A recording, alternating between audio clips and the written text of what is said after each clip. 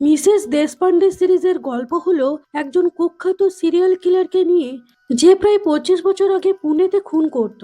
এখন তারই মতো একই পদ্ধতিতে নতুন খুন শুরু হয়েছে। পুলিশ তাকে জেল থেকে বের করে নিয়ে এসে সেই খুনিকে ধরতে সাহায্য করতে বাধ্য করে, কিন্তু এই তদন্ত তাকে তার নিজের ছেলে ইন্সপেক্টর তেজস ফার্কের মুখোমুখি দাঁড় করায়, যা একটা গভীর মনস্তাত্ত্বিক থ্রিলারকে জন্ম দেয়, কারণ খুনি তার একমাত্র ছেলেকেই হেল্প করতে চলেছে। Hello and welcome to my channel film sir. আজকের এক্সপ্লেনেশন মিসেস দেশপান্ডে সিরিজটিকে নিয়ে। তাহলে চলুন আর কথা না বাড়িয়ে শুরু করি। অভিনেতা বিরাট মালহোত্রা তার ফ্ল্যাটে যাবার সময় ফোন করে দুইজন এসকর্ট সার্ভিস মহিলাকে তার ফ্ল্যাটে ডাকে। নিজের ফ্ল্যাটে ঢুকে বিরাট নেশায় মত্ত হতে শুরু করে। ঠিক সেই সময় ডোরবেল বেজে উঠল। দরজা খুলে বিশাল বলল, ওহ তুমি। বাইরের আগন্তুক তৎক্ষণাৎ বিশালের বুকে একটা জোরদার ঘুষি মারলো। তারপর ভিতরে টেনে নিয়ে গিয়ে একটা নাইলনের রশি দিয়ে বিরাটের গলা পিছন থেকে চেপে ধরলো। গায়ের সমস্ত শক্তি দিয়ে চেপে কিলার শ্বাসরোধ করে মেরে ফেললো বিরাটকে। এরপর একটা সোফায় আয়নার সামনে হেলান দিয়ে বিরাটকে বসিয়ে তার হাতে একটা ট্রফি ধরিয়ে দিল, আর গলায় লাইলনের রশিটা সুন্দর করে বেঁধে দিল। তারপর চলে গেল। এরপরেই সেই দুজন এসকর্ট সার্ভিস মহিলা এসে দেখলো বিরাটকে ওই অবস্থায়। ওরা তৎক্ষণাৎ পুলিশকে ফোন করে। পরদিন সকালে ঘটনাস্থলে এসে পৌঁছায় মহারাষ্ট্র কমিশনার অরুণ খত্রি। অফিসার পল্লবী এসে বলল, স্যার আমরা কাল রাত 2:30টার সময় এখানে এসে পৌঁছেছি। এই দুইজন এসকর্টকে ডাকার জন্য বিরাটের কথা মতোই ওর বডিগার্ড সারা এরিয়ার সিসিটিভির সুইচ অফ করে দিয়েছিল। হঠাৎ কি মনে হয় অরুণ খত্রি হায়দ্রাবাদ সেন্ট্রাল জেলে ফোন করে জিজ্ঞেস করলো যে সে ওখানেই আছে তো। হায়দ্রাবাদ সেন্ট্রাল জেলের ওসি ফিমেল সেলে গিয়ে দেখে বলল, স্যার ও ঘুমোচ্ছে। এখানেই প্রথম সিনটাকে শেষ করা হয়েছে। এরপর আমরা দ্বিতীয় সিনে দেখি হায়দ্রাবাদ সেন্ট্রাল জেলের ফিমেল সেলে নিজের প্রতিদিনের যোগাভ্যাস করছে জিনাত ফাতেমা। সেলের কিচনে সবার জন্য রান্না বানায় জিনাত। জিনাত খুব ভালো রাঁধুনি। কয়েদি অস্মিতা হলো তার হেল্পিং হ্যান্ড। তো রান্নায় করছিল, তখন তাকে ওসি ম্যাডাম ডেকে পাঠালো। ম্যাডামের ঘরে গিয়ে জিনাত টিভিতে দেখলো ভারত নাও চ্যানেলের অ্যাঙ্কার প্রতীক সূর্যবন্তী খবর পড়ছে যে বিরাট মালহোত্রাকে নাইলনের রশি দিয়ে মারা হয়েছে। আমার হাতে সমস্ত প্রমাণ এলে এ নিয়ে আমি আমার একটা থিওরি সকলকে জানাবো। ম্যাডাম জিনাতকে বলল, কাল রাত্রে মুম্বাই কমিশনার অরুণ খত্রির ফোন এসেছিল। 5 বছর তুমি এই জেলে আছো, তার আগের জীবনের সাথে অরুণ খত্রির কি কোনো কানেকশন আছে? জিনাত বলল, হ্যাঁ ম্যাডাম, আপনি আমার একটা মেসেজ অরুণ খত্রিকে পাঠিয়ে দিন। এবার আমরা দেখি অরুণ খত্রির অফিসে এসেছে অ্যাঙ্কার প্রতীক সূর্যবংশী। প্রতীক বলল, প্রথম খুন মানগাঁও, দ্বিতীয় খুন কালবারি, আর তৃতীয় এই মুম্বাই। এই খুন করার প্যাটার্ন আজ থেকে 25 বছর আগের পুনেতে হয়ে যাওয়া খুনগুলোর মতোই। এই কাজ একজন সিরিয়াল কিলারের, সেটা তো আমরা বুঝতেই পারছি, কিন্তু এই খুনগুলো কি সেই পুনের খুনি করছে, না কোনো নতুন সিরিয়াল কিলার? অরুণ বলল, পাবলিককে বলে ওদের মনে ফালতু ভয় ধরিয়ে কি লাভ? প্রতীক বলল, আপনি তো পুনের খুনিকেও ধরতে পারেননি, সব ধামাচাপা দিয়েছেন, এখন কি লুকোচ্ছেন? অরুণ বলল, তুমি সেটা খুঁজে বের করো। এবার আমরা দেখি গভীর রাতে একজন মাস্ক পরা লোক চুপি চুপি কারুর ঘরে ঢুকলো। নিচের তলায় একটি বাচ্চা মেয়ে শুয়েছিল। লোকটি তাকে দেখে উপরে উঠে গেল। সেখানে স্বামী স্ত্রী দুজনের বেডের কাছে গিয়ে লোকটি তার মাস্ক খুলে ফেলে মুচকি হাসলো। পরদিন সকালে কমিশনার অরুণ খত্রি হায়দ্রাবাদ সেন্ট্রাল জেলে গেল জিনাতের সাথে কথা বলতে। অরুণ জিনাতকে বলল, তুমি মেসেজ পাঠিয়েছিলে যে তুমি আমাকে এই খুনগুলোর বিষয়ে সাহায্য করতে পারো, বলো কি বলতে চাও? জিনাত বলল, আপনার মনে হয়েছে এই খুনগুলো আমি এই জেলের ভিতরে বসে থেকেই করছি? অরুণ বলল, হ্যাঁ, কারণ তুমি অতিরিক্ত চালাক একজন মহিলা। তোমার আসল উদ্দেশ্য বোঝার সাধ্য কারো নেই। এখানেই আমরা জানতে পারি যে এই জিনাত হলো 25 বছর আগের সেই খুনি, যে পরপর 8টা খুন করেছিল এই নাইলনের রশি দিয়েই। আর এই অরুণ খত্রি জিনাতকে ধরেছিল। জিনাত বলল, হুবহু আমার নকল করে কেউ বাইরে খুনগুলো করছে, এটা আমি প্রমাণ করতে পারি, আর খুনিকে ধরতে আপনাদের সাহায্য করতে পারি। খুনি এর মধ্যে 3জনকে মেরে ফেলেছে। আমার মনে হচ্ছে ও আরো 5জনকে মারবে, বা এর থেকে বেশিও হতে পারে। আমি খুনের মতো করে ভাবতে পারি, তাই আমার ওকে ধরতে সুবিধা হবে, কিন্তু একটা শর্তে। অরুণ খত্রি জিনাতের কথায় রাজি তো হলো, কিন্তু ভাবলো একটা খুনিকে ধরবার জন্য আরেকটা খুনি পালিয়ে না যায়। এদিকে রঘু নামের একটা ছেলে 8 কিলো মাদক নিয়ে গ্যাং লিডারের কাছে এলো, বদলে পেল ব্যাগ ভর্তি টাকা। কিন্তু আমরা দেখি সেই বাড়িটাকে পুলিশ চারদিক থেকে ঘিরে ধরেছে। মাদক সমেত রঘুকে ধরতে সক্ষম হলো পুলিশ। পুরো গ্যাংকে জেলে ভরে দেওয়া হয়। এবার জেল থেকে রঘুকে ডেকে পাঠালো অফিসার সন্দীপ। রঘু অফিসে গেলে আমরা জানতে পারি যে এই রঘু আসলে এসিপি তেজস ফারকে আন্ডারকভার এজেন্ট। এতদিন অনেক পরিশ্রম করে এই গ্যাংয়ে ঢুকেছিল। আজই ও জানতে পারতো এই গ্যাংয়ের মেন মালিকের নাম, কিন্তু পুলিশ ওকে ধরে সব ভেস্তে দিল। তেজস অফিসার সন্দীপের উপর চিৎকার করলে অফিসার সন্দীপ বলল এটা কমিশনার স্যারের অর্ডারেই করা হয়েছে। এবার তেজস গেল কমিশনার অরুণ খত্রির কাছে। তেজস বলল এতদিনের পরিশ্রম এভাবে ভেস্তে দিলেন কেন স্যার? অরুণ বলল আমি জানি তুমি প্রমোশনের জন্য কাজ করো না, তুমি রেজাল্টের জন্য কাজ করো, তাই আমি তোমার হাতে এর থেকে অনেক বেটার একটা কেস হ্যান্ড ওভার করছি। এই ফাইলগুলো পড়ে দেখো। তেজস জিনাত ফাতেমার কোর্ট ফাইলগুলো পড়ে দেখলো। এখানে আমরা জানতে পারি জিনাতের আসল নাম সীমা দেশপান্ডে। তেজস বলল কিন্তু কাজটা অনেক রিস্কি হয়ে যাচ্ছে না? মহিলা তো ভীষণ ডেঞ্জারাস। অরুণ বলল আমি সীমাকে একটা মার্ডারের এভিডেন্সের উপর ভিত্তি করে ধরেছিলাম। আমি জানতাম ও সব খুনগুলোই করেছিল, কিন্তু আমার কাছে কোনো প্রমাণ ছিল না। কিন্তু মিসেস দেশপান্ডে আমার কাছে ওর 8টা খুনের কনফেশন দিয়েছিল, একটা কন্ডিশনের জন্য, একটা নতুন নাম, নতুন আইডেন্টিটি আর একটা নতুন শহরে জেলে ওকে পাঠাতে হবে। জিনাত ফাতেমা নামে ওকে হায়দ্রাবাদ জেলে পাঠানো হয়। কারণ দেখানো হয়েছিল ওর হাজবেন্ডকে ও মার্ডার করেছে, সেই জন্য মিসেস দেশপান্ডে সম্বন্ধে কোনো রেকর্ড পাওয়া যাবে না। এবার আমরা আসি আসল ঘটনায়। আমরা এই কপিক্যাট কিলারকে ধরার জন্য মিসেস দেশপান্ডেকে নিয়ে একটা টিম তৈরি করব। এই কেস আনঅফিসিয়াল থাকবে।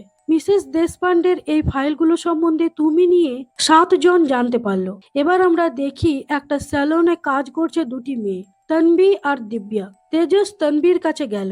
অনেকদিন পর তন্বী ওর হাজবেন্ডকে কাছে পেয়ে দারুণ খুশি। দিব্যা তেজসের বন্ধু, ওই তন্বীকে তেজসের সাথে দেখা করিয়েছিল। তেজসের বাবা ক্যান্সারে আর মা একটা দুর্ঘটনায় মারা যায়। তেজস ওর মামা দাদুর কাছেই মানুষ। তেজস ওর দাদুকে খুবই ভালোবাসে, যত্ন করে, কিন্তু ওর এই নতুন অ্যাসাইনমেন্ট নিয়ে ও কাউকে কিচ্ছু বলে না। ওদিকে আমরা দেখি জিনাত জেলে মাশরুম চাষ করছিল। সেখান থেকে একটা প্যাকেটে কিছু ভরে সেটা নিজের ইনারের ভিতরে ঢুকিয়ে রাখলো। তারপর পেটের অসহ্য যন্ত্রণায় ছটফট করে চিৎকার করতে শুরু করলো। পুলিশ একটা জেলের অ্যাম্বুলেন্সে করে জিনাতকে হসপিটালে নিয়ে যাবার সময় মাঝ রাস্তায় গাড়ি চেঞ্জ করে ওকে জঙ্গলের মাঝে থাকা একটা ফাঁকা ঘরে নিয়ে যাওয়া হলো। প্রচন্ড হাই সেফটি আর সিকিউরিটির মধ্যে রাখা হলো জিনাতকে। সমস্ত ঘরকে সিসিটিভিতে মুড়ে রাখা হয়েছে, যাতে জিনাতকে সবসময় চোখে রাখা যায়, ও পালিয়ে না যেতে পারে। চারিদিকে প্রচুর পুলিশ মোতায়েন করা হয়েছে। এরপর জিনাত চান করে সিসিটিভির চোখে ধুলো দিয়ে ওর ইনার থেকে ছোট্ট প্যাকেটটা বের করে বিছানার তলে রাখলো। এরপর ওর সাথে দেখা করতে এলো অরুণ খত্রি আর তেজস ফারকে। এবার জিনাতের সামনে 3টে মার্ডার স্পট থেকে তোলা ছবি রাখা হলো। জিনাত ওগুলো দেখে বলল আমি মুম্বাইয়ের ক্রাইম সিনটা একবার দেখতে চাই। প্রথমে তেজস রাজি হলো না। ও জিনাতের সাথে খুবই বাজে বিহেভ করছিল, কারণ জিনাত একজন সিরিয়াল কিলার। বলে ওটা সম্ভব নয়, আপনি কোনো অফিসার নন, আপনি একজন সিরিয়াল কিলার। কিন্তু অরুণ রাজি হয়। ওদিকে আমরা দেখি সেই মাস্ক পরা লোকটা একটা অন্ধকার ঘরে কাউকে চেন দিয়ে বেঁধে রেখেছিল। এদিকে তেজস আর অরুণ জিনাতকে বিরাট মালহোত্রার ফ্ল্যাটে নিয়ে যায়। ক্রাইম স্পটটাকে ভালো করে দেখে জিনাতের চোখে যেন ভেসে উঠল মার্ডার করার সময়ের দৃশ্য। জিনাত বলল খুনি আমার করা 3 নম্বর খুনটাকে হুবহু কপি করেছে। অরুণ বলল জানি। জিনাত বলল কনফেশন স্টেটমেন্টে এই কথা আমি শুধু একবার বলেছিলাম, তার মানে খুনি আমার কোর্ট ফাইল পড়েছে। অরুণ ও ছাড়া আরো 5 জনের নাম তেজসকে বলল। এবার জিনাত যেখানে ওকে রাখা হয়েছে সেখানে রান্না করবার একটা আবদার জানালো। তাই জন্য সেখানে হাট বাজার দোকানদানি গ্যাস সমস্ত কিছুর ব্যবস্থা করা হলো। কিন্তু ওর রান্না করার সময় সব সময় সেখানে দাঁড়িয়ে থাকে অফিসার ওমকার। ওই 5 জনের খোঁজ নিয়ে তেজস ফারকে বলল এদের মধ্যে 3 জন অলরেডি মারা গেছে। 75 বছর বয়সী পাবলিক প্রসিকিউটর ওই ফাইলটা অনেকদিন আগেই জ্বালিয়ে দিয়েছে। এরপর বাকি রইল আপনি আর ডিফেন্স লয়ার মিস্টার দারুওয়ালা। আমি ওখানেই যাচ্ছি। মিস্টার দারুওয়ালার বাড়ি গেলে উকিলবাবু তার একটা গোপন লোহার সিন্দুক খুঁজে দেখে অবাক হয়ে বলল এখানেই তো থাকার কথা ছিল ফাইলটা, কিন্তু ওই একমাত্র ফাইলটাই উধাও। এটা একমাত্র একজনের কাজই হতে পারে। ও একজন বেয়াদব বদমেজাজি কুলাঙ্গার ছেলে হয়েছে। কোনো কাজকর্ম করে না, সারাদিন শুধু শুয়ে থাকে আর রাত্রে জেগে থাকে। কিছুক্ষণ পর সেই জোশ গাড়ি নিয়ে বাড়ি ফিরলো। আমরা দেখি সেই মাস্ক পরা লোকটা। জোশ বাড়িতে পুলিশ দেখে স্কুটি নিয়ে পালিয়ে গেল। তেজস কন্ট্রোল রুমকে অ্যালার্ট করতে বলল আর স্কুটারের নাম্বারটা দিল। এবার তেজস গেল জোশের রুম চেক করতে। রুমে কিছুই না পেয়ে ও একবার বাথরুমটা দেখতে ঢুকলো। দেখলো ফ্ল্যাশ বক্স থেকে জল গড়িয়ে পড়ছে। কিছু সন্দেহ হওয়ায় তেজস বাক্সটা খুলে দেখলো কতগুলো কাগজ প্লাস্টিকে মুড়ে রাখা হয়েছে। ওগুলো বার করে টেবিলে রাখলো তেজস। তারপর অবাক হয়ে দেখলো এগুলো চিঠি। জোশ মিসেস দেশপান্ডেকে লিখেছে আর মিসেস দেশপান্ডে তার উত্তর দিয়েছে। জোশ মার্ডার করার সময়ের ফিলটাকে জিনেতের সাথে হুবহু শেয়ার করেছে আর জিনেত সেটাতে বাহবা দিয়ে গেছে। তেজস অরুণকে চিঠিগুলো দেখিয়ে বলল, সীমা দেশপান্ডে তো হোসের টাচে ছিল। আমার মনে হচ্ছে হোসই এই সিরিয়াল কিলার। সীমা দেশপান্ডে আমাদের মিথ্যা বলছে। এই সবকিছুই একটা নাটক ছিল ওর। এবার আমরা দেখি সেই কয়েদি অস্মিতা জোশের সাথে কথা বলে তার দেওয়া একটা চিঠি জিনাতের হাতে তুলে দিল। তেজস জিনাতের কাছে গিয়ে চিঠিগুলো তার সামনে রাখলো। জিনাত বলল, কি করে জানি না, কিন্তু হোস জেনে গিয়েছিল আমি হায়দ্রাবাদ জেলে আছি। ও আমাকে প্রথম চিঠি পাঠায়, আমার সাথে দেখা করতে চেয়েছিল, কিন্তু আমি দেখা না করে অস্মিতাকে পাঠিয়েছিলাম। হোস বলেছিল আমি যদি ওর চিঠির উত্তর না দিই তাহলে ও আমাকে এক্সপোজড করে দেবে। আমার কাছে আর কোনো রাস্তাই ছিল না। তেজস বলল, সবার নখ উপড়াতে ভীষণ ভালোবাসতো জোশ। চিঠিতে তো তাই লেখা রয়েছে, কিন্তু যে 3টা খুন হয়েছে তার সম্বন্ধে কোনো কিছু লেখা নেই কেন এই চিঠিতে? জিনাত বলল, আমি বলতে পারছি না। জিনাত এও বলল, প্রত্যেক পাগল যে মেরে ফেলার কথা বলে সে মারে না, শুধু বলে। কে শুধু বলে আর কে করে দেখায় এটা খোঁজ করা অত সহজ কাজ নয়। আপনারা এই চিঠিগুলো এখানেই রেখে যান, উত্তর এর ভিতরেই আছে। এদিকে হোস একটা ভাঙা বাড়িতে এসে পৌঁছায় যেখানে ও লোকটাকে বেঁধে রেখেছিল। লোকটি ওর কাছে তার জীবন ভিক্ষা চাইছিল। তখন হোস একটা রশি বের করে আর সিন সেখানেই কাট হয়ে যায়। পরের সিনে সেই অফিসার পল্লবী অনেক ছানবিন করে খুনের কেস সম্বন্ধে জানতে পেরে অরুণ খত্রের কাছে এসে বলল, এই নতুন কিলারের সাথে পুরনো কিলারের নিশ্চয়ই কোনো সম্পর্ক আছে। স্যার, আমি এই কেসটাতে কাজ করতে চাই। অরুণ কাউকে এই বিষয়টা শেয়ার করতে বারণ করে দিল। বলল, ঠিক আছে, আমি দেখছি। জিনাত রান্না করতে করতে কি মনে পড়ায় সেই চিঠিগুলো আবার ভালো করে তেজসকে ফোন করতে বলল অফিসার ওমকারকে। তেজস ফোন ধরলে জিনাত বলল, 12ই জুলাইয়ের পর থেকে হোস জেলে আসা বন্ধ করে দিয়েছিল। তারপর ওর লেটার আবার 17ই অগাস্ট এসেছিল। তখন বোঝা যাচ্ছিল হোস আগের থেকে আরো বেশি রেগে আছে। 12ই জুলাই থেকে 17ই আগস্টের মাঝে কিছু তো হয়েছিল। মনে হয় ও কোনো নতুন বন্ধু বানিয়েছিল, আর ওই বন্ধু এমন কিছু করেছিল যাতে হোস ভীষণ রেগে যায়। খোঁজ নাও যে ওর ওই নতুন বন্ধুটাকে। তেজস আবার গেল মিস্টার দারোয়ালার কাছে। জিজ্ঞেস করলো, 12ই জুলাই থেকে 17ই অগাস্টের মধ্যে হোস কোথাও গিয়েছিল? ওর কি কোনো নতুন বন্ধু হয়েছিল? উকিলবাবু বলল, 10 দিনের বাইরে ওর কোনো বন্ধুই থাকতো না, কিন্তু জুলাই মাসে একটা কনস্ট্রাকশন কোম্পানিতে কাজ পেয়েছিল হোস। একটা ছেলে ওকে প্রতিদিন ড্রপ করতে আসতো, কিন্তু কিছুদিন পর থেকে সেটাও বন্ধ হয়ে যায়। পটেল বা মেহতা এমন কিছু নাম ছিল কোম্পানির। কোম্পানির লোগোর সেন্টারে একটা বড় রেড ইগলের ছবি ছিল। তেজস ওর টিমকে এই বিষয়ে খোঁজ নিতে বলল। তারপর সেই কোম্পানিতে গেল। একজন কর্মীর কাছে খবর পেল যে কোম্পানির প্রজেক্ট সুপারভাইজার যতীনের সাথে হোসের কিছুদিন খুব বন্ধুত্ব হয়েছিল। তারপর হঠাৎ করে একদিন যতীন ওকে ইগনোর করতে শুরু করে, আর কিছুদিন ধরেই ও যতীনকে দেখতে পাচ্ছে না। ওর ফোনও সুইচ অফ। এদিকে হোস গেল যতীনের বাড়ি। ওর মেয়ে আর বউকে হাত পা বেঁধে বসিয়ে রাখা হয়েছে। খাবার নিয়ে এসেছে ওদের জন্য। দেখেই বোঝা যাচ্ছিল হোস একজন সাইকো। ও যতীনের স্ত্রী আর মেয়ের সাথে কথা বলতে চাইছিল। সেই সময় পুলিশ এসে চারপাশ ঘিরে ফেললো। হোস পালাবার চেষ্টা করলেও পারল না। এবার হোসকে কনফেশন রুমে নিয়ে যাওয়া হয়। এই মার্ডারগুলো যে ও করেছে সেটা কনভিন্স করার জন্য। হোস বলল, প্রথমে ও মিসেস দেশপান্ডের সাথে দেখা করতে চায়। মিসেস দেশপান্ডে ওর গুরু। ওর কাছ থেকেই অনুপ্রেরণা নিয়ে ওই কাজগুলো করেছে, তবেই ও কনফেশন করবে। এবার হোসের চোখকে বেঁধে দিয়ে জিনাতের কাছে নিয়ে আসা হলো আর টেবিলের তলায় গোপন স্পিকার বসিয়ে দেওয়া হলো যাতে ওদের কথাবার্তা রেকর্ড করা যায়। মনিটরের রুমে বসে তেজস আর অরুণ খত্রি সবকিছু ওয়াচ করছিল। মিসেস দেশপান্ডেকে দেখে হোসের ভীষণ আনন্দ। জিনাত বলল, তোমার কাজ খুব ভালো লেগেছে, আমি খুব খুশি। তো বলো হোস, কেমন ফিল হচ্ছিল যখন তুমি রশিটাকে চিপে ধরছিলে? ধীরে ধীরে লোকটার দম বন্ধ হয়ে আসছিল। কেমন আনন্দ হচ্ছিল তখন? হোস বলল, তখন মনে হচ্ছিল যেন আমিই ভগবান, যাকে কেউ মারতে পারবে না। এজন্য আপনাকে অনেক ধন্যবাদ। আপনার জন্যই আমার এই অনুভবটা হয়েছে, আর তার জন্য আপনার সিক্রেট আমার কাছে সিক্রেটই থেকে যাবে। এবার জিনাত একটু গম্ভীর হয়ে গেল, বলল, তুমি চিঠিতে লিখেছো যে তুমি সত্যি বলতে ভালোবাসো, তাহলে আজ সত্যিটা বলো, আর নিজেকে আমার কপিক্যাট বলা বন্ধ করো।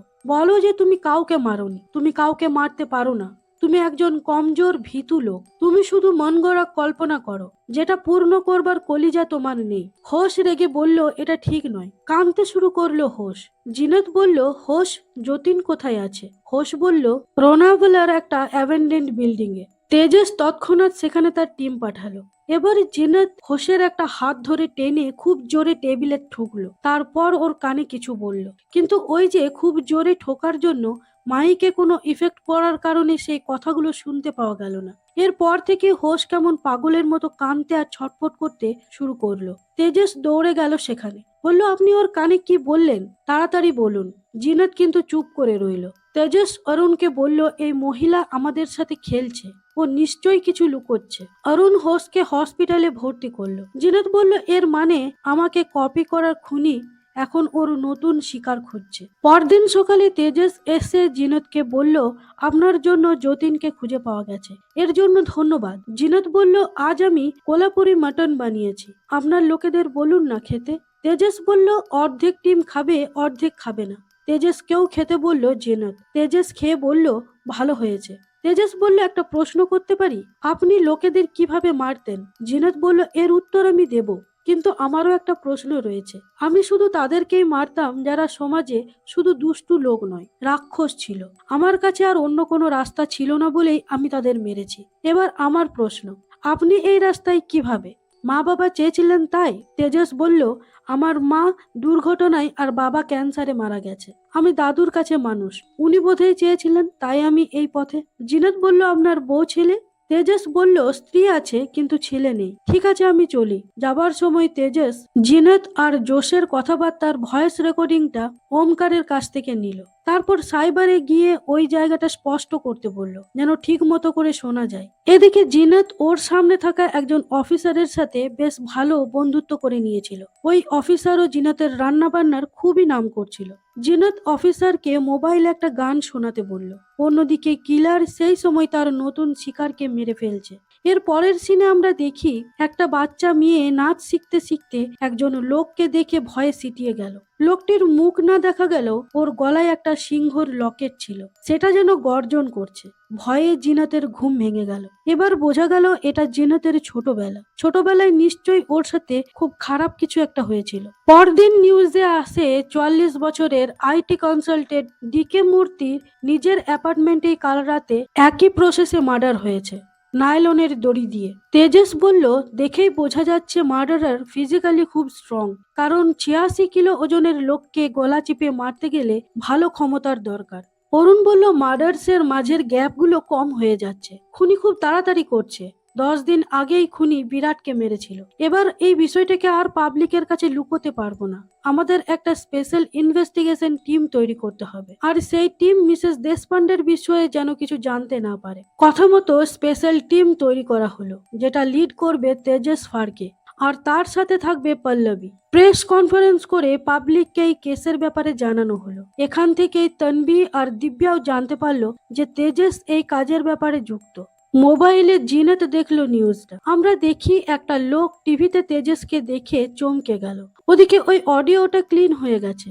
তেজস শুনলো তখন জিনাত হোসকে বলছে, এবার লোককে মুখ দেখাবে কি করে? লোকে তোমাকে না মর্দ বলবে, কি লাভ তোমার আর বেঁচে থেকে? তার চেয়ে ভালো তুমি মুক্তি নাও। এদিকে আমরা দেখি হোস হসপিটালের জানলার কাঁচ ভেঙে হাতের শিরা কেটে আত্মহত্যা করলো। তেজস যখনকে হসপিটালে ফোন করে তখন অনেক দেরি হয়ে গেছে। তেজস সেই ভয়েস রেকর্ড নিয়ে জিনাতকে শুনিয়ে বলল, আপনি হোসকে মারলেন তাহলে, যাতে আপনার সিক্রেটই থেকে যায়। জিনাত বলল, ও মরেই ছিল, আমি শুধু একটু ধাক্কা দিয়েছি মাত্র, যাতে আমার সিক্রেটই থেকে যায়।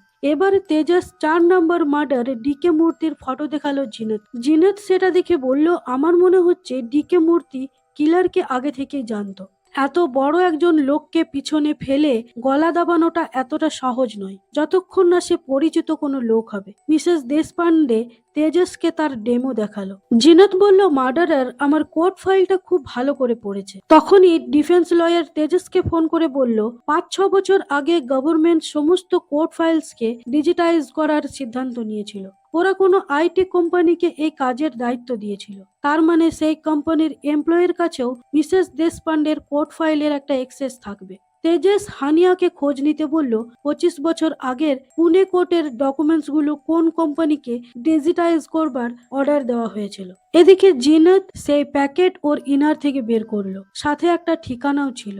মোদকের সাথে ড্রাগস মিশিয়ে অফিসারদের খাইয়ে অপেক্ষা করছিল জিনাত কখন তারা ঘুমিয়ে পড়ে। কিন্তু ওমকার মোদক খায়নি, তাই পেট ব্যথা করছে বলে প্রচন্ড ছটফট করতে থাকলো জিনাত। মনিটরে তা দেখে ওমকার ওর কাছে ছুটে আসে। তখন জিনাত ওকে পিছন থেকে ফেলে হিপনোটাইজের মাধ্যমে অজ্ঞান করে দিয়ে তার হাতগুলো বেঁধে দিয়ে পালিয়ে যায়। তারপর ও সোজা যায় সেই ঠিকানায় যেটা ওর কাছে ছিল। গিয়ে সেই বাড়ির সামনে সকাল পর্যন্ত বসে সেই বাড়ির দিকে তাকিয়ে থাকে, যেন কারোর দেখা পাওয়ার অপেক্ষা করছিল। তারপর ও তানবীর স্যালনে গিয়ে তাড়াতাড়ি ওর চুল কাটতে বলল, কিন্তু চুলে অনেকদিন শ্যাম্পু না করায় একটু দেরি হয়। ওদিকে সকালে ওমকার তেজসকে ফোন করে বলে যে মিসেস দেশপান্ডে পালিয়েছে। তেজস অরুণকে জানালে অরুণ জিজ্ঞেস করে, ও কি তোমাকে তোমার ফ্যামিলির ব্যাপারে কিছু জিজ্ঞেস করেছিল? তেজস বলল হ্যাঁ। অরুণ বলল, তোমার বাড়িতে খবর নাও। তেজস ওর দাদুকে ফোন করে দেখলো ঠিকই আছে। তারপর তানবিকে ফোন করলে ও ফোন তুলছিল না। তেজস বলল, আমি ওর পার্লারে একটা সিসিটিভি লাগিয়েছি, সেটা অন করলে তেজস মোবাইলে দেখলো মিসেস দেশপান্ডে সেখানে বসে আছে। তৎক্ষণাৎ সেখানে পৌঁছালো তেজস, দেখলো তখনও মিসেস দেশপান্ডে সেখানেই বসেছিল। মিসেস দেশপান্ডের হাত ধরে টেনে গাড়িতে বসালো তেজস। এরপর একটা জঙ্গলের ভিতরে নিয়ে গেল মিসেস দেশপান্ডেকে। গাড়ি থেকে নামিয়ে বলল, সামনে হেঁটে চলো। তোমার সাহস হলো কিভাবে আমার স্ত্রীর কাছে যাওয়ার? আমার তোমাকে বিশ্বাস করাটাই ভুল হয়েছিল। জিনাত বলল, তুমি কি আমার এনকাউন্টার করতে চাও? তেজস বলল, তোমার বেঁচে থাকার কোনো অধিকারই নেই, আর তুমি তো অফিসিয়ালি বেঁচেও নেই। মিসেস দেশপান্ডের কোনো রেকর্ড নেই। মিসেস দেশপান্ডে বহু বছর আগে মারা গেছে। জিনাত বলল, কিন্তু আমি তো বাঁচতে চাই। আমি বাঁচতে চাই তোমার জন্য, কারণ তুমিই আমার ছেলে। তোমার মা কোনো অ্যাক্সিডেন্টে মরেনি তেজস, আমি তোমার মা। এবার বন্দুক নামিয়ে তেজস মিসেস দেশপান্ডেকে আবার সে বন্দি ঘরে নিয়ে এলো। পরের সিনে আমরা দেখতে পাই মিসেস দেশপান্ডের পুনেতে একটা ধাবা ছিল। খুব ভালো রান্না করতো মিসেস দেশপান্ডে। সেখানে ছিল ওর ছোট্ট ছেলে তেজস আর মিসেস দেশপান্ডের বাবা। এই ছিল তার সুখী সংসার। অরুণের কাছে গিয়ে তেজস বলল, আপনি এটা জানতেন তাই না? তাই আপনি আমাকে এই কেসে রাখলেন? অরুণ বলল, এটাই ওর শর্ত ছিল। 25 বছর আগে এই ডিলই ওর সাথে আমার হয়েছিল যে ও সব মার্ডারের কনফেশন দেবে, আর তার বদলে ওর ছেলেকে এই কেস থেকে আর ওর নিজের থেকে দূরে রাখতে হবে। তেজস বলল, এই কেস থেকে আমাকে সরিয়ে দিন। অরুণ এরপর সীমা দেশপান্ডের কাছে গিয়ে বলল, এতদিন লুকিয়ে রেখেছিলে কেন? যদি বলারই ছিল তো? মিসেস দেশপান্ডে বলল, পারলাম না। প্রত্যেকবার তেজসকে চোখের সামনে দেখে নিজেকে আর সামলাতে পারলাম না। ওর স্ত্রীর সাথে দেখা করার ভীষণ ইচ্ছে হচ্ছিল, তাই এই কাজটা করলাম। আমার আর কোনো উদ্দেশ্যই ছিল না, থাকলে আমি সেখানে বসে থাকতাম না। তেজস রেগে ও দাদুকে বলল, আমার থেকে আর কি কি লুকিয়েছো? দাদু বলল, তোমার মার কাছে আমি এটা প্রমিস করেছিলাম, তাই তোমাকে বলিনি। তেজস হেসে বলল, আমার মা একজন সিরিয়াল কিলার আর আমি এসিপি। দাদু বলল, এই জন্যই তোমার মা চায়নি তুমি ওর সম্বন্ধে জানো, তাহলে আজ তুমি যা সেটা হয়তো হতে পারতে না। প্রচন্ড আপসেট হয়ে বসে রইল তেজস, কারোর উপরেই যেন আর বিশ্বাস করা যাচ্ছে না। ওদিকে পল্লবী হানিয়াকে বলল, কিলারের প্রথম খুনের আগেও যে সমস্ত খুনগুলো শহরে হয়েছিল সেগুলোর খোঁজ নাও তো, দেখো তো সেম প্যাটার্নে আর কোনো খুন করা হয়েছে কিনা। হানিয়া বলল, তেজস স্যারকে জানিয়ে দেবেন যে জাইলোকম টেকনোলজি কোম্পানি সেই প্রজেক্টটা পেয়েছিল। এমপ্লয়ীদের একটা লিস্ট ওরা পাঠিয়েছে, আরেকটা কাল পাঠাবে। পরদিন সকালে হানিয়া বলল, ম্যাম আমি একটা খবর পেয়েছি। সুনীল গুপ্তে 7 মাস আগে একটা বাংলোর কম্পাউন্ডের কুয়ো থেকে ওর মৃতদেহ উদ্ধার করা হয়। সেম প্যাটার্নে খুনটা হয়েছিল, আর লোকটা জাইলোকম কোম্পানির এমপ্লয়ি ছিল। তেজসকে ফোন করলে তেজস ফোন তুললো না। পল্লবী তখন অরুণকে সবটা জানালো। ওদিকে মিসেস দেশপান্ডেকে আবার হায়দ্রাবাদ জেলে পাঠানো হচ্ছিল, কিন্তু এই খবরটা পেয়ে অরুণ ওর কাছে গেল। ফটো দেখিয়ে খুনটা কিভাবে হয়েছিল সেটা বলল। জিনাত বলল, এটা কপি ক্যাটের কাজ। অরুণ বলল, তুমি কি কাউকে মেরে কুয়োতে ফেলেছিলে? জিনাত বলল, আমি শুধু তেজসকেই এটা বলবো, আপনাকে ওকে আমার কাছে আর একবার আনতেই হবে। অরুণ তেজসকে ফোন করে বলল সবটা। এখন কাজ তো কাজই, তাই তেজস ওখানে আবার যেতে রাজি হলো। তেজস আর অরুণ এলে জিনেত বলল, ধাবাটা আমার ভালোই চলছিল, খুব ভালো কাটাচ্ছিলাম আমি দিনগুলো, কিন্তু একদিন রাত্রে হঠাৎ আমার ঘরে আসে জোসেফ, আমার সাথে নোংরামি করার চেষ্টা করে। আমি বাধা দিলে ও আমাকে প্রচন্ড মারধর করে, টানতে টানতে কুয়োর কাছে নিয়ে যায়। আমার হাতে সিগারেটের ছ্যাঁকা দিয়ে ও খুব মজা পাচ্ছিল। হঠাৎ আমি কুয়োর রশি ওর গলায় পেঁচিয়ে চিপে ধরে ওকে মেরে ফেলি। এই খুনকে লুকানোর জন্যই আমার বাবা ওর বডিকে কুয়োতে ফেলে দিয়ে কুয়ো সিল করে দেয়। জোসেফের একটা ছেলে ছিল, অ্যালেক্স। হতে পারে সেই রাতে ওর বাবাকে ও মারতে দেখেছে। এরপর অ্যালেক্স অনাথ হয়ে যাওয়ায় আমি অ্যালেক্সকে আমার কাছে রেখে দিই। অরুণ আমাকে অ্যারেস্ট করবার পর থেকে আমি আর ওকে দেখিনি। তেজস ওর দাদুকে ফোন করে জানতে পারে ঘর ছাড়বার সময় ওরা অ্যালেক্সকে একটা অনাথ আশ্রমে রেখে দিয়ে এসেছিল। দাদু বলল ও তোর মাকে খুবই ভালোবাসতো, সবসময় তোর মায়ের সাথে চিটে থাকতো।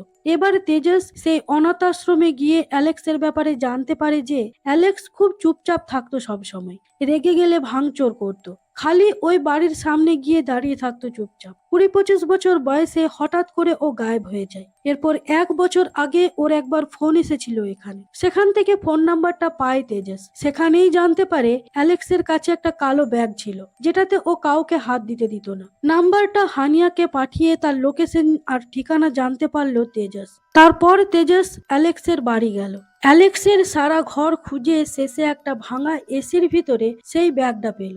ব্যাগটাতে ওর মায়ের সাথে অ্যালেক্স আর নিজের একটা ফটো ছিল, কিছু চুড়িদার আর একটা নাইলনের রশি ছিল সেখানে। অন্যদিকে অ্যালেক্স গিয়েছে তেজসের ঘরে, তন্বিকে বলল ও তেজসের চাইল্ডহুড ফ্রেন্ড। সেই সময় দিব্যাও এলো। কিছু একটা খটকা লাগায় তন্বী দিব্যাকে ওর কাছে থেকে যেতে বলল। তারপর ফোন করলো তেজসকে, তোমার বন্ধু অ্যালেক্স এসেছিল, কেমন অদ্ভুত লোকটা, এই মাত্র চলে গেল, আমি লুকিয়ে ওর একটা ফটো নিয়েছি। তেজস অ্যালেক্সের ঘরে মুম্বাইয়ের একটা বারের অ্যাড্রেস পেল। অ্যালেক্সের ফটো আর সেই অ্যাড্রেস পাঠিয়ে টিমকে রেডি হতে বলল। কিন্তু অবাক করার বিষয় হলো অ্যালেক্স তেজসকে দেখে পালানোর চেষ্টা তো করলোই না, বরং হাসলো। কিন্তু তেজস দৌড়ে গিয়ে ওকে ধরে হাত কড়ি পরিয়ে জেলের কনভেনশন রুমে নিয়ে এলো। ওর ব্যাগ থেকে জিনিসগুলো বের করে তেজস বলল, এগুলো কি? অ্যালেক্স বলল, যখন আমাকে অনাথ আশ্রমে নিয়ে যাওয়া হচ্ছিল তখন আমি লুকিয়ে এইগুলো আইর ঘর থেকে বের করে নিয়ে এসেছিলাম, তার চিহ্ন হিসাবে। আমি তো জানতাম আই মরে গেছে, কিন্তু সেদিন স্যালনে তোর সাথে আইকে দেখে আমার খুব ভালো লেগেছিল যে আই এখনো বেঁচে আছে। আমি এগুলো চুরি করিনি, বিশ্বাস কর। আই আমার ভগবান, ওর জিনিসগুলো শুধুমাত্র যত্ন করে রেখেছি। কত ভাগ্য থাকলে এরকম একজন মা পাওয়া যায়। আমার বাবা রোজ আমাকে মারতো, সে মরে যাবার পর আই আমাকে নতুন একটা জীবন দিয়েছিল, ভালোবেসেছিল। আমার কপাল খারাপ হবার কারণে দাদু আমাকে অনাথ আশ্রমে রেখে আস। পরের সিনে আমরা দেখি সীমা দেশপান্ডের ধাবাতে প্রচুর মানুষ খেতে এসেছে। তাদের মধ্যে ছিল শ্রীরাম গোখলে, তার স্ত্রী আর তার ছেলে সুহাস। সুহাস খাচ্ছিল না। হাত ধোবার সময় সীমা দেশপান্ডে তার শরীরে কালচিটের দাগ দেখতে পেল। বুঝতে পারলো ওর বাবা ওকে খুবই মারে। সীমা সুহাসকে বলল, আমি তোমাকে হেল্প করব। এবার সেই রাতেই সীমা সুহাসের বাবাকে মেরে ফেলে, ঠিক যেভাবে বিরাট মালহোত্রাকে মারা হয়েছে। তারপর ও বাড়ি ফিরে আসে। এবার অরুণ ওর টিমকে সীমা দেশপান্ডের ব্যাপারে জানালো, আর সমস্ত টিম হাজির হলো সীমা দেশপান্ডের কাছে। 12টার সময় কপিক্যাট কিলারের ফোন এলো। অনেকক্ষণ কথা বলার পরও ফোনটাকে ট্রেস করা গেল না। খুনি বলল আজ রাতে ও নতুন শিকার চুজ করবে, তারপর ঠিক করবে যে ওকে কবে মারবে। সীমা দেশপান্ডে বলল, মনে হচ্ছে কিলার একজন মহিলা, আর ও নিজের কারণে মারে, আমার মতো সমাজের শত্রুদের নয়। যাদের ও মারছে তারা নিশ্চয়ই ওর সাথে কোনো না কোনো খারাপ ব্যবহার করেছে। অরুণ চলে গেলে তেজস সীমা দেশপান্ডেকে জিজ্ঞেস করলো, হোস্ট যে সিক্রেটের কথাটা বলেছিল সেটা কি আমি? মিসেস দেশপান্ডে বলল, হ্যাঁ, ও তোমার জীবন নষ্ট করে দিতে পারতো, এটা বলে যে তোমার মা একজন সিরিয়াল কিলার, আর সেটা আমি হতে দিতে পারি না, আর তাই ওকে মারতে হলো। তেজস বলল, অ্যালেক্স আপনার সাথে কথা বলতে চাই। সীমা বলল, একদিন নিয়ে এসো এখানে। তেজস ফোন করে অ্যালেক্সকে জানালো যে ওর আই ওর সাথে দেখা করতে রাজি হয়েছে। তেজস বলল, কাল তোকে পিক আপ করতে আসছি। অ্যালেক্সের সে কি আনন্দ, ওদিকে নতুন কুর্তা পাজামা কিনে পরার জন্য রেডি হচ্ছে অ্যালেক্স, ওর আয়ের সাথে দেখা করতে যাবে। সেই সময় ডোরবেল বেজে উঠলো। অ্যালেক্স ভাবলো তেজস এসেছে, দরজা খুলে বলল, ও তুমি, ভেতরে এসো। আমরা দেখি সেই কপিক্যাট কিলারকে। নিজের রশি বের করে গলা চিপে মেরে ফেললো অ্যালেক্সকে। আর কিছুক্ষণ পরেই অ্যালেক্সকে পিক আপ করতে ওর বাড়ি গিয়ে হাজির হলো তেজস। দেখে অ্যালেক্স মারা গেছে। সেদিন আবার ফোন এলো খুনির, বলেছিলাম 5 নাম্বারের পর কল করব। সীমা দেশপান্ডে বলল, কিন্তু আমার খুব দেখতে আর ফিল নিতে ইচ্ছে করছে মৃত্যুর সময় ভিকটিমের মুখের সেই ভয়টাকে। খুনি বলল, ঠিক আছে, তৈরি হয়ে আমি কল করব। এবার খুনি একটা ভিডিও কলের মাধ্যমে সবাইকে দেখাচ্ছে যে কি করে ও খুনটা করে। ও একজন ডাক্তারকে বেঁধে রেখেছে মারবে বলে। ডাক্তারের মুখের এক্সপ্রেশন দেখে মনে হচ্ছে ও খুনিকে চেনে। তেজস বলল, 10 মিনিট ওর সাথে কথা বলুন, লোকেশন খুব সামনে, আমরা যাচ্ছি। কিছু কথা বলার পর খুনি বলল, এবার ডক্টরের মরবার টাইম হয়ে গেছে, দেখুন আমি কিভাবে গলা চেপে মারি। সবার সামনে খুনি সেই লাইলনের রশি দিয়ে ডক্টরের গলা কষে চিপে ধরলো। আর একটু হলেই ডক্টর মরেই যেত। ঠিক সেই সময় তেজস তার টিমকে নিয়ে চলে আসে। ডক্টরকে ছেড়ে দিয়ে খুনি দৌড়ে পালায়। আর একটু হলেই খুনিকে তেজস ধরেই ফেলেছিল, কিন্তু হঠাৎ খুনি তেজসের মাথায় একটা জোরদার আঘাত করে। তেজস অজ্ঞান হয়ে পড়ে যায়। পুরো টিম এসে তেজসকে হসপিটালে নিয়ে যায়। তেজস সীমা দেশপান্ডেকে ফোন করে বলল, খুনি চাইলে আমাকে আরো জোরে মেরে একেবারে শেষ করে দিতে পারত, কিন্তু খুনি সেটা করলো না কেন? সীমা দেশপান্ডে বলল, আমি বোধহয় বুঝতে পেরেছি খুনি কে। আজ সকালে ভিডিও চলাকালীন খুনি একটা গান গাইছিল, সেম গান আমি গেয়েছিলাম যখন আমি শ্রীরাম গোখলেকে মেরেছিলাম। বোধহয় ওর ছেলে সুহাস সেটা দেখেছিল। আমার মনে হয় সুহাসই হচ্ছে সেই কপিক্যাট কিলার। তেজস খবর নিয়ে জানতে পারলো সুহাস ওর মাকে একটা হোমে রেখে গিয়েছিল 8 বছর আগে। তারপর থেকে আর ওকে দেখতে আসেনি। তেজস সুহাসের মায়ের কাছে গেলে উনি বললেন, সুহাস তুই এসেছিস, তুই কেন এরকম মেয়েদের মতো ছাড়ছিস বলতো? লিপস্টিক লাগাচ্ছিস, শাড়ি পরছিস, এগুলো ছেড়ে দে, দেখ তোর বাবা তোকে আর মারবে না। তেজস ওনার কথায় বুঝতে পারে যে সুহাস একজন থার্ড জেন্ডার ছিল। ওদিকে ডক্টর মেহেন্দারের জ্ঞান ফিরে এসেছিল। ডক্টর বলল, কদিন আগেই ওর সাথে দেখা হয়েছিল, আমি ওকে আমার ঘরে ডেকেছিলাম। প্রথমেই ঢোকার পর ও লাইট অফ করে দিয়েছিল। তারপর আমি বুঝতে পারি যে ও ট্রান্সজেন্ডার, তাই আমার আগ্রহ চলে যায়। আমি ওকে বেরিয়ে যেতে বলি। সবাই ওকে ওর এই ট্রান্সজেন্ডারের কারণে দূরে সরিয়ে দিয়েছে। এই কারণেই প্রথমেই ও ভিকটিমের সাথে মেশে, তারপর সে কিরকম বুঝে নিয়ে তাকে মার্ডার করে ফেলে। এই জন্যই ওর সমস্ত ভিকটিম হলো ছেলে। ও কোনোদিন কারো থেকে ভালোবাসা পায়নি। সেই সময় কিলারের আবার ফোন এলো, বলল, আমার সাথে কেন ধোঁকা করলেন মিসেস দেশপান্ডে? আমি আপনাকে ভগবান মেনেছি, আর আপনার জন্য কি না করেছি। আপনার ফ্যামিলিকে একসাথে এনেছি, আপনার ছেলের খুশির কারণ ছিলাম আমি। এবার আমি সব শেষ করে দেব। ফোনটা কেটে গেলে সীমা দেশপান্ডে বলল, ও তোমাকে খুশি দিয়েছে, তার মানে ও অনেকদিন থেকেই তোমার উপর নজর রেখেছে। ও তোমার একটা জীবনেরই পার্ট। তোমার তনবীর সাথে কিভাবে দেখা হয়েছিল? তেজসের মনে পড়ল দিব্যার কথা। দিব্যাই তো তনবীর সাথে ওর আলাপ করিয়ে দিয়েছিল। তার মানে দিব্যাই আসল খুনি। নিজের মনকে যেন বিশ্বাস হচ্ছিল না তেজসের। কত দিনের বন্ধুত্ব ওদের। ওদিকে আমরা দেখি সুহাস কিভাবে অনেক টাকা অনেক কষ্ট পেয়ে ছেলে থেকে মেয়ের শরীর পেয়েছিল। দিব্যা রাত্রে তনবীর বাড়ি এলো। তনবী বলল, কি ব্যাপার দিব্যা, এত রাতে তুই এখানে? দিব্যা বলল, আমি আমার পার্সটা ভুলে গেছি। দিব্যা ভিতরে ঢুকলো। তখনই তেজস ফোন করলো তনবীকে, বলল, দিব্যা এলে ওকে ভিতরে ঢুকতে দিও না, ওই কপিক্যাট কিলার। কিন্তু ততক্ষণে দিব্যা তনবীর গলা চেপে ধরে ওকে অজ্ঞান করে সে একটা ফাঁকা ঘরে নিয়ে গেল।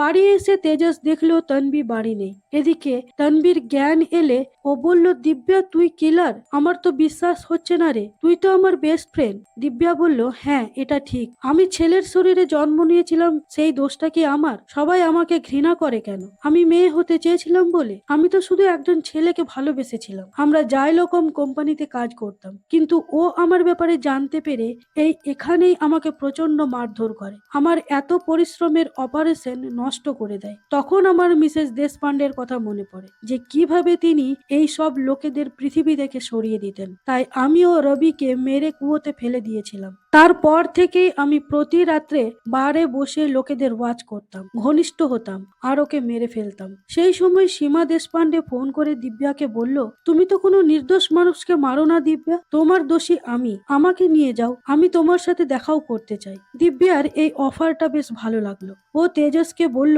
সীমা দেশপান্ডেকে একটা শপিং মলে নিয়ে আসতে। তারপর ও যেভাবে বলবে সেভাবে কাজ করতে হবে। মিসেস দেশপান্ডের পায়ে একটা ট্র্যাকার লাগিয়ে দিয়ে তাকে নিয়ে যাওয়া হলো সেই শপিং মলে। তারপর একটা জায়গার পর মিসেস দেশপান্ডেকে একাই ছেড়ে দিতে হলো, কিন্তু সব জায়গায় পুলিশ মোতায়েন করে রাখা হয়েছে। নজর রাখা হচ্ছে মিসেস দেশপান্ডের ওপর। মিসেস দেশপান্ডে দিব্যার কথা মতো এগিয়ে যেতে লাগলো, কিন্তু একটা সময়ের পর পুলিশ আর ওকে দেখতে পেল না। দিব্যার কাছে কার পার্কিং এর জোনে এলো সীমা দেশপান্ডে। গাড়ি থেকে তন্বিকে নামিয়ে মিসেস দেশপান্ডেকে গাড়িতে তুলে পুলিশের চোখের সামনে দিয়ে বেরিয়ে গেল দিব্যা। যাবার সময় সেই ট্রেকারটা ফেলে দিয়ে গেল। সেটা দেখে পল্লবী তেজসকে বলল, মনে হচ্ছে মিসেস দেশপান্ডে আর দিব্যা মিলেই এই প্ল্যানটা করেছিল। মিসেস দেশপান্ডেকে সেই ফাঁকা ঘরটায় নিয়ে গেল দিব্যা। মিসেস দেশপান্ডে ওর সাথে মিষ্টি মিষ্টি কথা বলে ওকে নিজের আয়ত্তে করে নিয়ে বলল, আমার একটা কাজ এখনো শেষ করা হয়নি। দিব্যা, তুমি কি আমাকে যেতে দেবে? দিব্যা শুনল মিসেস দেশপান্ডের কথা।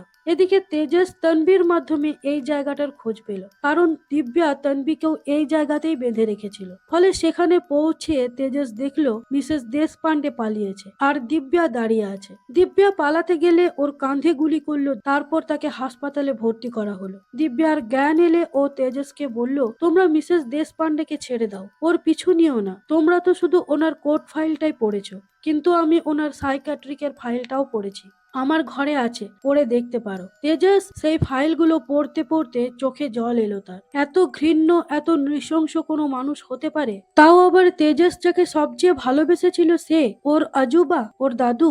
সীমা দেশপান্ডের সাথে ওর নিজের বাবাই ঘৃণ্য অপরাধ করেছিল। সেই ছোটবেলায় নাচ শেখার সময় সীমার মা দেখতে পেলে আজুবা ওকে মেরে দিয়েছিল। তারপর থেকেই সীমা দেশপান্ডে কেমন পাগলের মতো হয়ে গিয়েছিল। নাচ করতো না, খেলতো না, হাসতো না। এরপর আবার এই আজুবাই মানে ওর বাবাই ওকে একটা সাইকিয়াট্রিস্ট দেখালে আস্তে আস্তে ও সুস্থ হতে থাকে, কিন্তু ওর মাথা থেকে ওর বাবার প্রতি এই ঘৃণা মুছে যায়নি। তাই মিসেস দেশপান্ডে গেল তেজসের ঘরে। সেখানে ওর বাবার সাথে দেখা করে বলল, কিছু মনে পড়ছে? ওর বাবা হাত জোর করে বলল, আমাকে ক্ষমা করে দে, আমার সেদিন যে কি হয়েছিল আমি নিজের মধ্যেই ছিলাম না। সীমা বলল, কিন্তু সেই দিনটাই তো আমার জীবনটাকে পাল্টে দিল।